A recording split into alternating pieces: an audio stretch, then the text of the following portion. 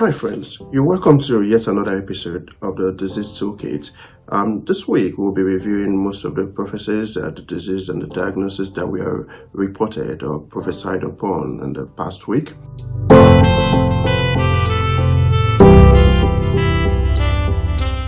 And I'm happy to inform you that we've got some reception from the wider public as to the validity of what we're doing.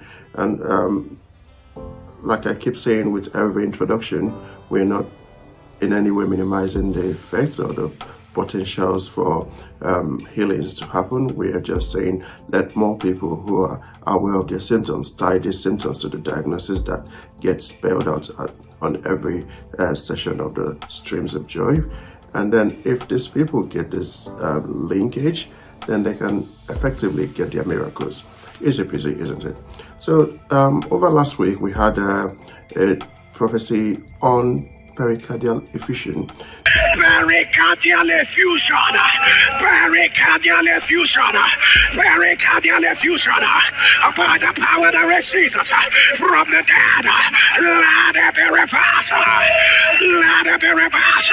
Now, people who are not conversant with the medical lingo wouldn't know what this means. But cardia means obviously the chest. Effusion means lots of fluids. So pericardial effusion means loads of fluids around the chest wall, around the sac covering the heart.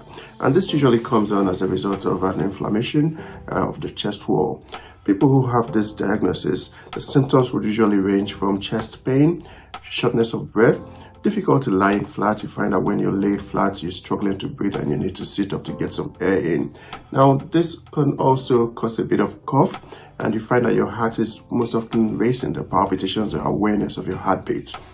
So if you've got the symptoms, I kindly implore you, go get yourself looked at, have a doctor listen to your chest, get an ECG, where they put those cables on your chest, like they want to electrocute you. It's actually us checking what the rhythm of your heart is and what your conduction levels of the heart are. And the ECG would usually tell us whether you've got pericardial effusion. Now, if you're one of the people who've listened over the past week, you might have had a word. Now you can tie the symptoms to your miracle and hope that it does take effect. Secondly, we also had over last week a metrorrhagia. I hear rectorrhagia, rectorrhagia, rectorrhagia. If you are the one, put it on the last stream. The devil is alive. I announce, let it be reversed. Now, this is a common condition, especially in females of childbearing age or even younger.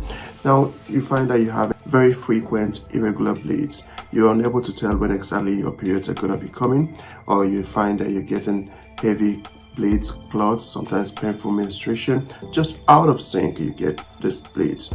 Now you might be dealing with metrorrhagia. There's another word called dysfunctional uterine bleeding, which does go hand in hand with metrorrhagia.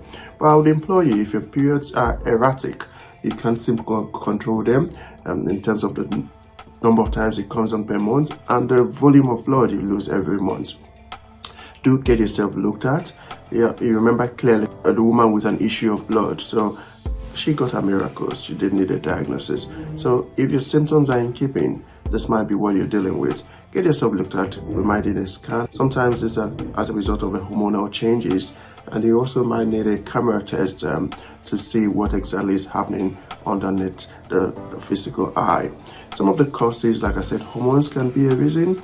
Changes as well in the conformation of your uterus, your womb. You might have little growths, a fibroid or a polyp. All of this, a scan will clearly tell you. Treatment, some people go well with pills. Some people might need surgery, remove the polyp. Some people will need some form of cauterization, some burning of the areas where the bleeds are coming from. It is individualized, and you might be better off getting yourself looked at.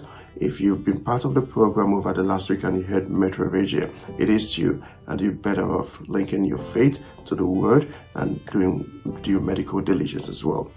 See the mercy of God. See the mercy of God. See the mercy of God.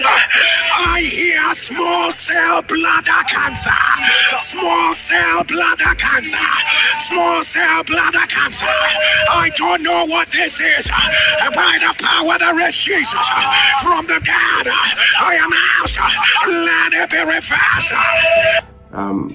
The man of God says he does not know what it means, and I'm here to tell you I know what it means. If you've got small cell bladder cancer. Now, small cell, it's in no way trying to minimize what the symptoms are. They are no small disease. It's a rare disease. It's of the bladder, the bits, the tank where your urine collects, and it's a cancer, so it's a big thing. It's a very aggressive form of cancer, I will tell you right here and now. And what it does cause for you is increased urine. You have some blood in your urine, you're going to wee, and it hurts when you pass urine as well. Some people where this very aggressive cancer has spread will come with low back pain. They might have a bit of shortness of breath, unintentional weight loss, some headache. Like I told you, it's a small in the sense that it does affect some small cells, but it's a really aggressive form of cancer. So you would do well to get some urine tested. Some of the risk factors are some things that have to do with what we've put in our mouth, some very harsh arsenic, some chemicals, metals in our water. It could also be as a result of exposure to herbs. So if you're fond of picking this and that alongside your treatments, or picking things because someone else somewhere has recommended them without knowing how harmful they can be to your body, please be very careful. Previous radiotherapy can also predispose you to this disease. In terms of investigations, I was saying urine tests, you need a scan, you need a CT scan, and sometimes some biopsy. Take a little tissue from the cells and see what they grow in the lab. Treatments, well, if this is found early, it can be salvaged. If it's not, it is quite aggressive. Chemotherapy, radiotherapy, surgery, so chemicals, radiation, surgeons can come in handy if this is your situation. Now, nobody hopes that this is the end of you, but if you've got troubles with passing urine, if you've got issues going very often, pain when passing urine, the least you can do is to have your urine checked out for a start, and then we can work it out from there.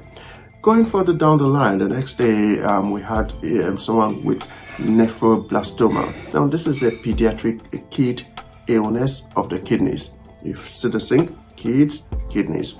Now, have you seen a child, or has your child got some mass or a lump on one side of the abdomen? You don't know where this has come from. You're wondering, is it some organ growing? Is it just how he's come? And he's probably suffering with issues with fever, blood in urine. Sometimes as they get older, you might find a high blood pressure in children. Please do not take this for granted. This is more predominant in black kids. It's rare, I give it to you. It's rare, but it does happen. So black kids, where there's a family history of kidney tumors, you might want to deal with nephroblastoma. You might be dealing with it.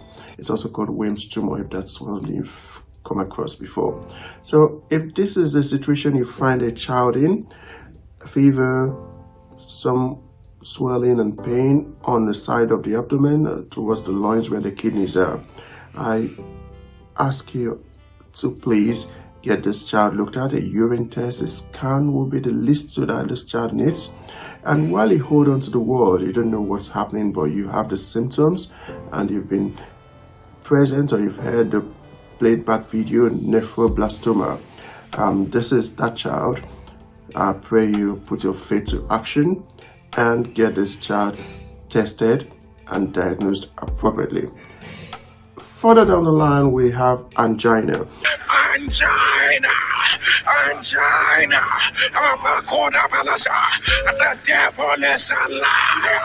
I announce, let it be reversed. Let it be reversed. Now, this is usually a disease of the elderly, slightly middle-aged, where you've got chest pain on exertion. You feel this tightness, some constriction of your chest because you've done a little thing. Usually we've had a mild, moderate, and severe. And where this is happening, we say you've just climbed a set of stairs, you have to stop. And the chest pain gets better when you've had a rest.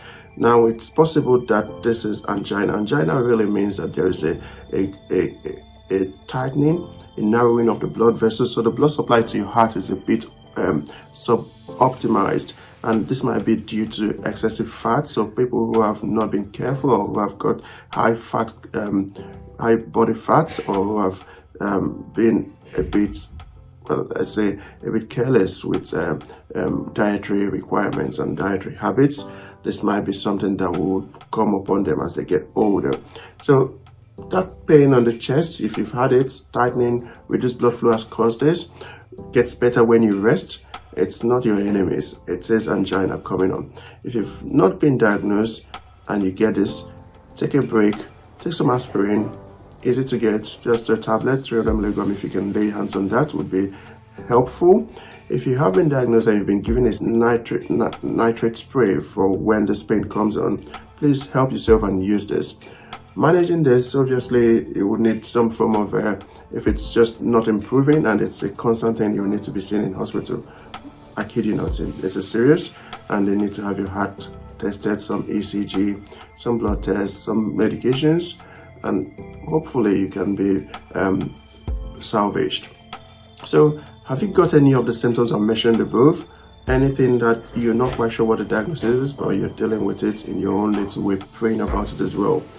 Do yourself a favor, get yourself tested again, get yourself seen in the hospital, be looked at, and we'll work out our journey hand in hand, putting things in the right context, and with faith, with work, and with some patience, we can be able to get the best out of the rest of your life. Isn't that what it's all about? Medicine and faith, working as a team. My name is Dr. Ojiobiro. I'm the JP. I've got a special interest in YouTube. If you've loved this video, please share. Let your friends know about what we're doing. Let them know what we can do better. Give us a feedback on the comment section. Like, subscribe to the channel, and we will be doing this again next week. See you around. Bye.